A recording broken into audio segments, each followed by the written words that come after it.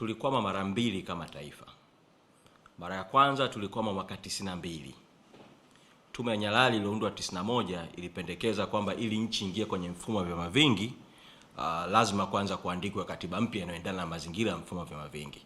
Lakini wakati ule CCM wakafanya mkutano, vikao vya CCM, na wakakataa hayo mapendekezo ya tume ya Nyalali. Wakasema tu katiba irekebishwe, ingizwe maneno vyama vingi, lakini isiandikwe katiba mpya. Kwa hapo ndipo tatizo lilipoanzia. Sasa baadaye, wakati wa mchakato wa tume ya mabadiliko ya katiba ya Warioba, tatizo hilo tulielekea kukaribia kulitatua kama taifa. Kulitungwa sheria ya kura ya mabadiliko ya katiba, kukaundwa vile sheria ya kura ya maoni. Maoni yakakusanywa nchi nzima kwa wananchi. Tume ikaandaa rasimu ya kwanza, ikarudisha kwenye mabaraza ya katiba, ikaandaa rasimu ya pili. Akakabidhiwa rais tarehe 30 mwezi Disemba mwaka 2013. Na baadaye mwaka 2014 tukaingia kwenye bunge maalum la katiba.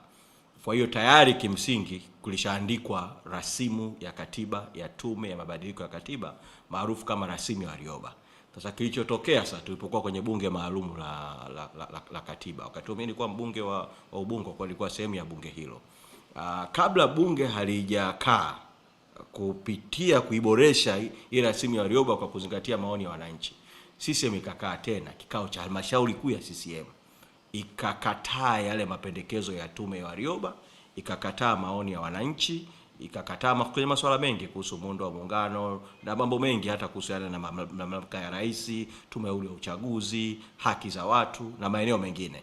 Kwa wakatoa maelekezo sasa juu ya namna ya kuchakachua kimsingi mchakato wa katiba. Kwa tukarudi kwenye bunge maalumu. Ndio maana kwa na migogoro sana wakati ule ya nani aanze kati ya rais au mwenyekiti wa tume, baadaye kanuni iseme kura ya wazi au siri na utaratibu mwingine. Yote hayo yalikuwa yanapangwa kwa ajili ya kuvuruga mchakato wa katiba.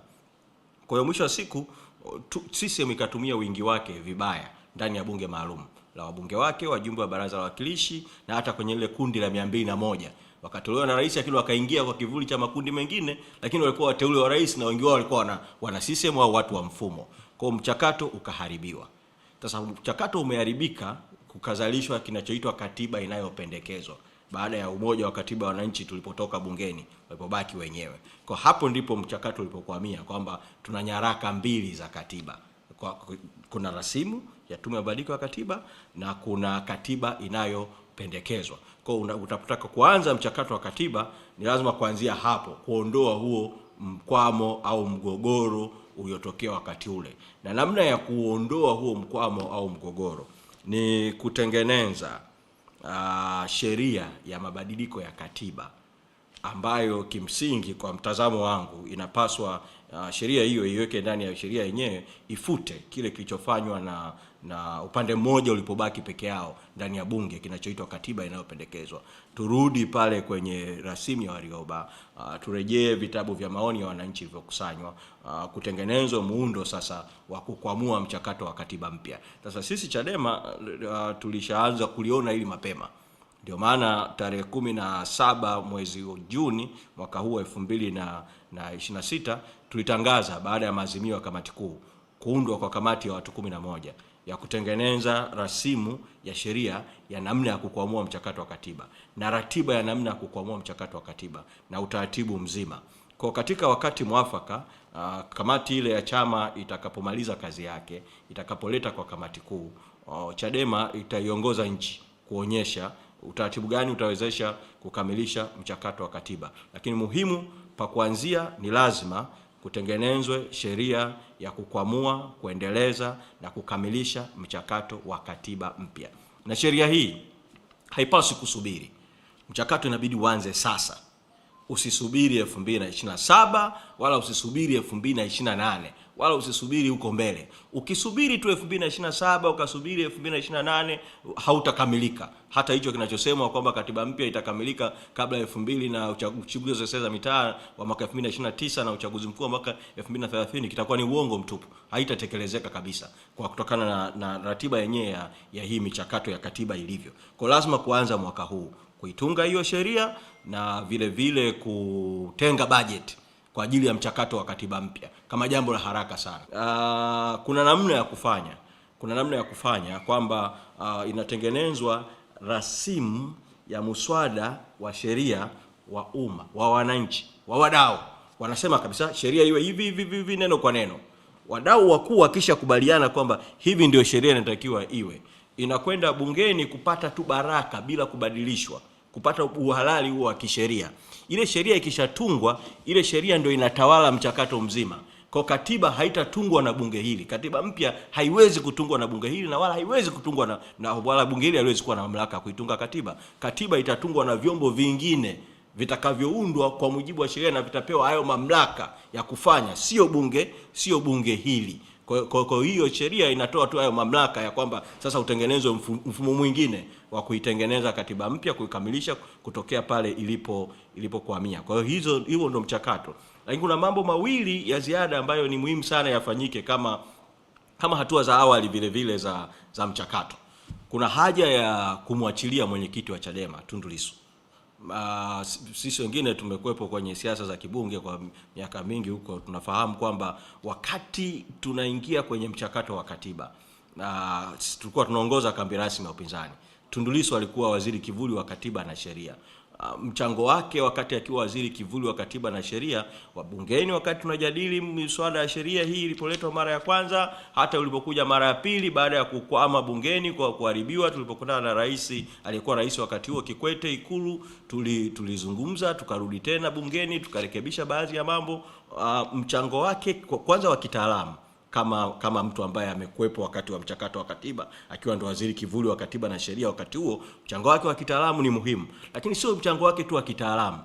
Tundu Lissu anawakilisha kundi moja kubwa sana katika jamii.